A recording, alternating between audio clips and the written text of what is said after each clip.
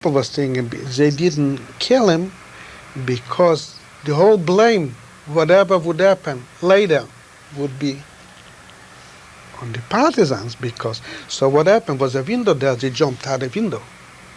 They disappeared. The chief of the Gestapo took out the revolver and he started to shoot. He killed the guard. And after that,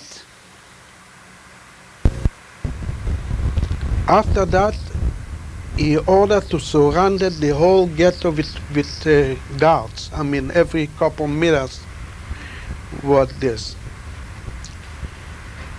And what I remember in that time, we thought they gonna kill the whole city. And we was ready, by the wires, fences, walked around like you ever see animals in the lions in the zoo. They walk in their groups, walk on, see where we can carry by, because guards with machine guns run surrounded.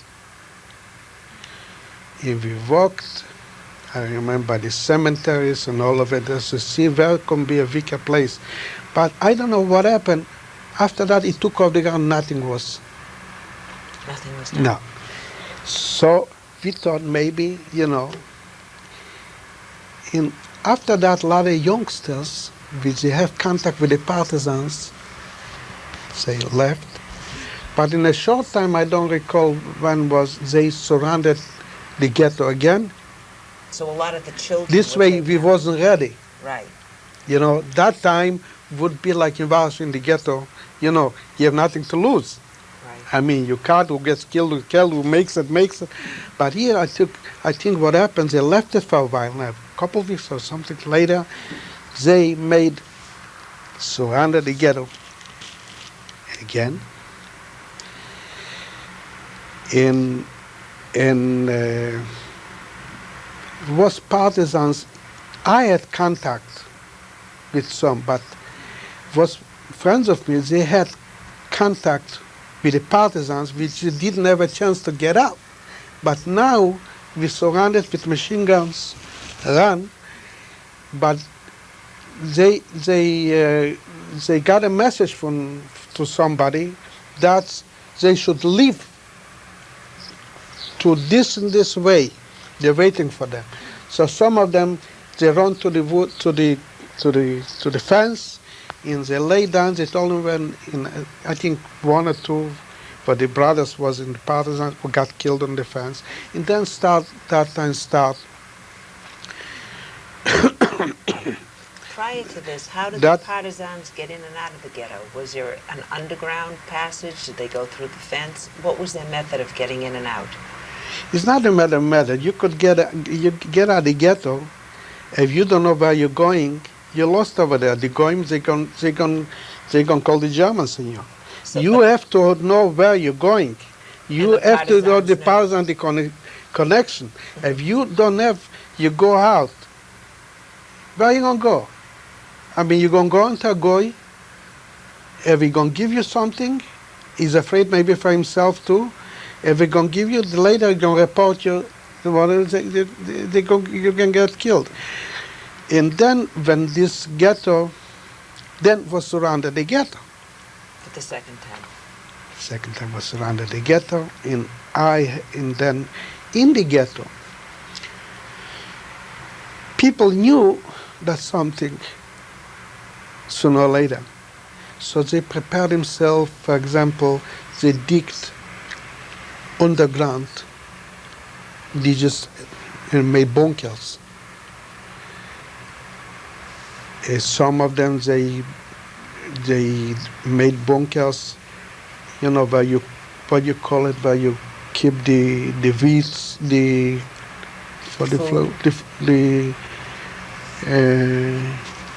when you take off from the field the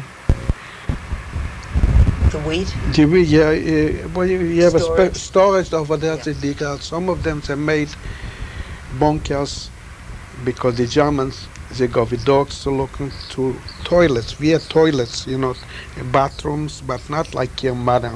In our city, you had to go outside. Maybe your grandfather told you. So they made, or near the house, right near the house, because they can go smell with the dogs. They shouldn't. Like I said before, my dream was not to go we didn't know where we're going. And they told us we're going to labor camp or something. They made rumors, let's be going to labor camps or something like that. I was connected with friends, they had connection with the partisans. Not so connection. I had a friend, his father was a blacksmith. His name was Shmuel Linkowski. And he had, I think, 5 kids. And he was a very, very active man. He don't need education to be social or to find ways. He was a very strong man. And I was friend with his friend. And we had another 2 friends, but they had connections. So here we find ourselves, the ghetto surrounded. Can't go out no more.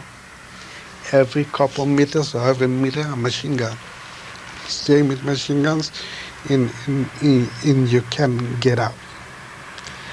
That was then they start to take out the people. Now it's already a fact. They take out the people. But then I had a cousin. His name was Mendel Carver. Very small, my age, small guy, even learned the gymnasium. He was good in building. You see, we didn't have no communication with the other world. We didn't know what is going on, no papers, what is going on. Ice the war, though we know that the front is near Moscow somewhere, whatever. Ice going with the war, we didn't know. He built a little radio by himself on little things, I don't know, with crystals, whatever it is. Then he had 2 friends, and his father was a hero, a very strong man, and they built a bunker. This is in the ghetto? In the ghetto. They built a bunker. I knew that my cousin has contact with them because they needed him, and they was friends too. And to get out, you can get out. So you have to go to the bunker, or you have to find other ways. Some people went out, still went out. So I knew where he told me where he built is over there, but he told me not to say nothing. He can do nothing for me because they took him in. Mm-hmm. But I went my way. I saw we had other cousins from the mother side, Bastitsky, I saw my uncle on the yard that this guy was very well-built guy. He said goodbye to his father, and he told him that he's going to find a way how to go through the regals, and he has contact with the partisans. And I saw his father was a strong man. I saw him crying.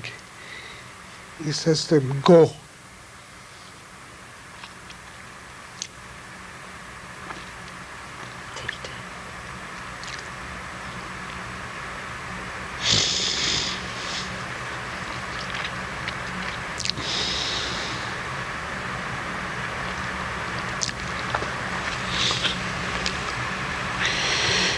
So he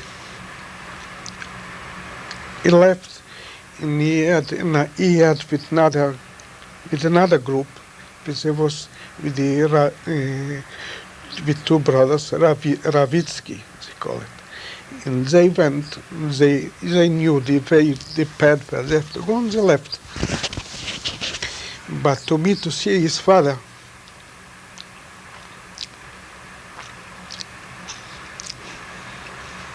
to say to his son, go.